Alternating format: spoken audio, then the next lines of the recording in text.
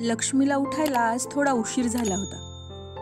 तिची सासू उठली तरीही लक्ष्मी झोपलेलीच होती. हे पाहून तिच्या सासूचा पारा चढला. त्या हॉलमधून लक्ष्मीच्या नावाने शिव्यांची लाखोली वाहत होत्या.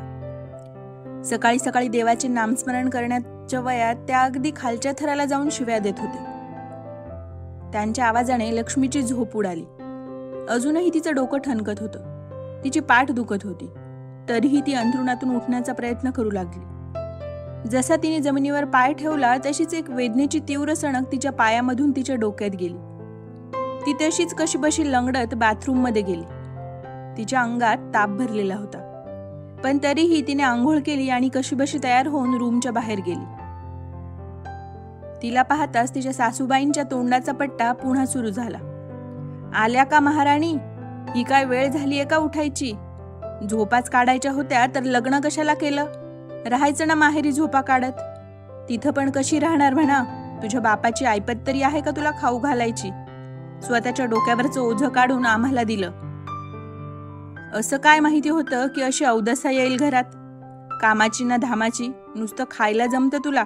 लग्नाला 5 वर्ष झालीत, अजून कूस उजवली नाही मेलीची.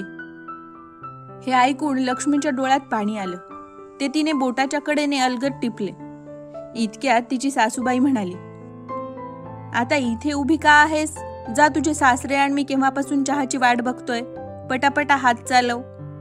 लक्ष्मी लगेच कामाला लागली, तिच्या वेदनांना विसरून. कारण या असल्या वेदनांची सवय झाली होती तिला, शरीरावर असणाऱ्या जखमा आणि मनावर झालेल्या जखमांची देखील.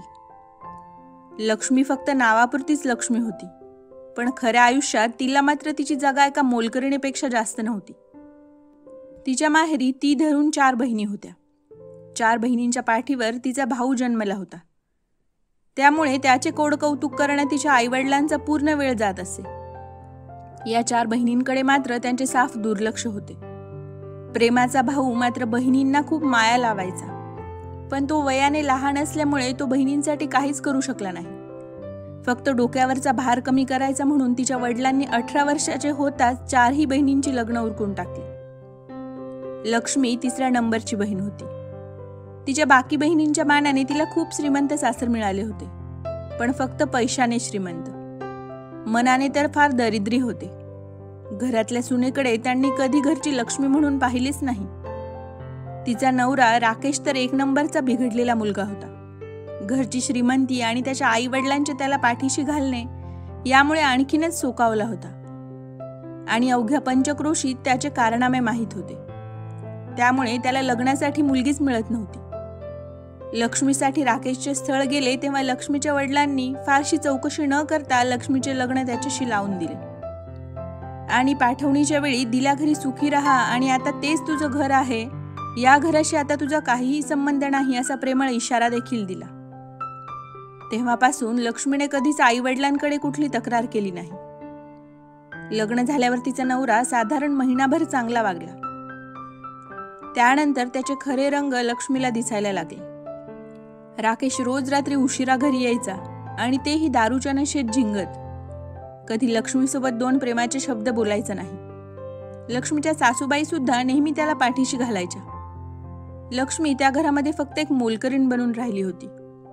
एकदा लक्ष्मीने मोठ्या हिमतीने तिच्या नवऱ्याला सांगितलं की घरी लवकर येत जा, तेव्हा त्याने तिला खूप मारले. त्यानंतर जेव्हा त्याच्या मनात येईल तेव्हा तो तिला मारायला लागला. तो त्यांच्या रूममधील टीव्हीचा आवाज वाढवून द्यायचा आणि आतमध्ये लक्ष्मीला मारायचा, जेणेकरून तिचा आवाज बाहेर जायला नको. लक्ष्मीच्या रूममधून टीव्हीचा आवाज मोठा झाला की लक्ष्मीच्या सासूबाईला समजून जायचं की राकेश लक्ष्मीला मारतोय, पण त्यांनी कधीच राकेशला आवरायचा प्रयत्न केला नाही. लक्ष्मीला त्रास झालेला पाहून त्यांना चांगलंच वाटायचं. काल सुद्धा राकेशने लक्ष्मीला मारले होते. लक्ष्मीचे अवघे अंग दुखत होते. त्यामुळेच तिला लवकर जाग आली नाही आणि म्हणूनच तिच्या सासूबाई तिला सुनावत होत्या. तिला कधी कधी वाटायचं की माहेरी निघून जावे, अशा माणसासोबत संसार करू नये. पण माहेरी सुद्धा फारसा आधार नव्हता. तिच्या वडिलांनी तिला माहेरी उभे केले नसते.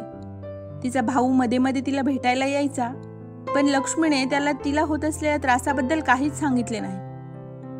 तरी सुद्धा त्याला तिच्या शरीरावरील जखमांचे व्रण पाहून कळत होते, पण तो लहान असल्यामुळे काहीच करू शकत नसे.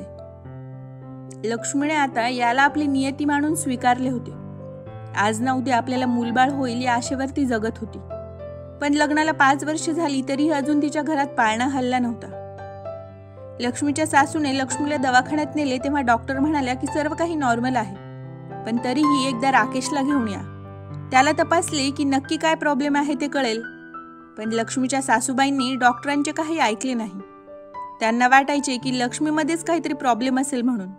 त्यांनी कधीच राकेशला याबाबतीत जबाबदार धरले नाही आणि ते लक्ष्मीला वांज म्हणून हिनवत. पण लक्ष्मीने आशा सोडली नव्हती. तिला विश्वास होता की आज ना उद्या ती सुद्धा आई बनेल. याच आशेवर लक्ष्मी जगत होती. सर्व काही मूकपणे सहन करत होती. पण तिच्या गप्पा राहिल्याने आपल्या कृत्याला जणू मूकसंमती दिली असे मानून तिच्या घरचे तिला छळायचे. पण या छळवादाला देखील सीमा असतात. लवकरच लक्ष्मीच्या सहनशक्तीचा अंत होणार होता. एके दिवशी राकेश घरात एका मुलीला घेऊन आला आणि घरात सांगितले की हिला आईची काळजी घ्यायला आणले आहे, कारण लक्ष्मी आईची योग्य पद्धतीने काळजी घेऊ शकत नाही. राकेशच्या बाहेरख्यालीपणाबद्दल लक्ष्मीला कल्पना होतीच, पण या मुलीवर काही तिला संशय आला नाही. ती आता लक्ष्मीच्या घरी राहूनच तिच्या सासूला काय हवं नको ते बघत होती.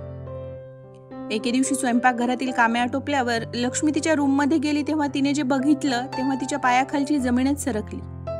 तिने आज राकेशला त्या मुलीसोबत नको त्या अवस्थेत पाहिले होते.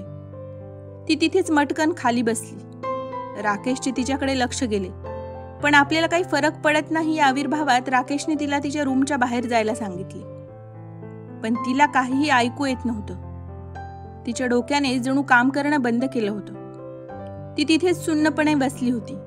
इतक्यात राकेश तिच्याजवळ आला आणि तिच्या केसांना पकडून तिला बाहेर खेचू लागला. आता मात्र लक्ष्मी भानावर आली आणि तिने शरीरातील सर्व बळ एकवटून जोरात राकेशला धक्का दिला. तसा राकेश बाजूला भिंतीवर आदळला. लक्ष्मी त्याच्याकडे पाहत होती. आज तिच्या नजरेत अंगार होता. लक्ष्मीला इतक्या रागात पाहून ती मुलगी रूममधून कशीबशी पळतच बाहेर गेली. राकेशने स्वतःला सावरले आणि तो रागातच उठला. त्याने त्याच्या रूमचा दरवाजा आतून बंद केला आणि नेहमीप्रमाणेच टीव्हीचा आवाज मोठा केला. लक्ष्मीच्या सासूबाईंना टीव्हीचा मोठा झालेला आवाज ऐकला आणि त्यांना परिस्थितीचा अंदाज आला. नेहमीप्रमाणे आज सुद्धा सर्व कळत असूनही त्यांनी राकेशला आवरायची तसदी घेतली नाही. त्या आरामात हॉलमध्ये बसून लक्ष्मी आणि राकेशच्या रूममधून येणाऱ्या आवाजाकडे दुर्लक्ष करत होत्या. थोड्या वेळाने टीव्हीचा आवाज बंद झाला. रूमचा दरवाजा उघडला गेला आणि आतून लक्ष्मी हातात भली मोठी बॅग घेऊन बाहेर पडली. तिच्या सासूने तिला पाहिले. लक्ष्मी तर चांगली होती, मग ती रूममधून मारण्याचा आवाज येत होता त्याचे काय? त्या घाईघाईने रूममध्ये गेल्या तेव्हा राकेश मार खाऊन खाली विवळत पडला होता.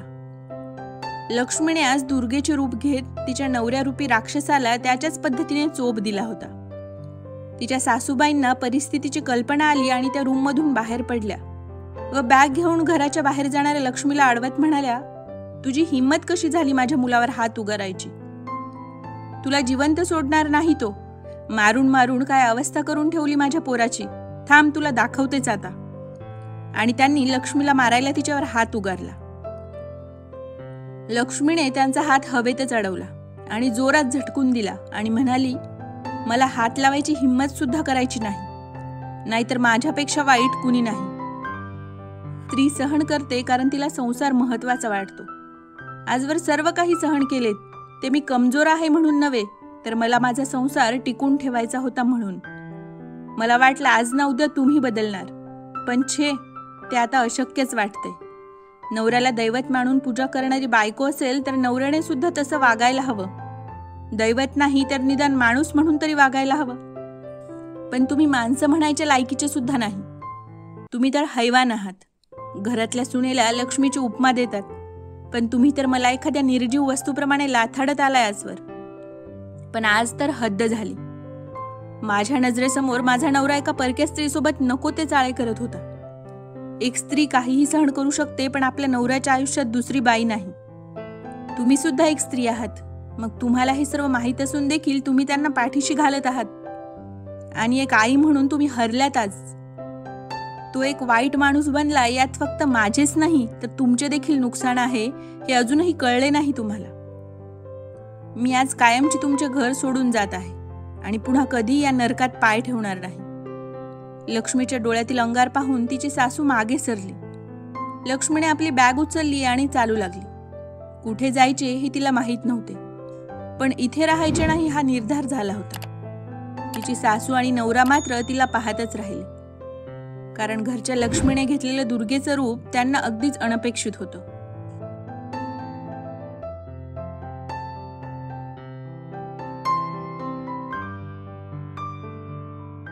व्हिडिओ आवडला असेल तर लाईक, शेअर आणि कमेंट नक्की करा आणि अशाच नवनवीन कथा ऐकण्यासाठी आमच्या मितवा या चॅनलला सबस्क्राईब करायला विसरू नका। धन्यवाद।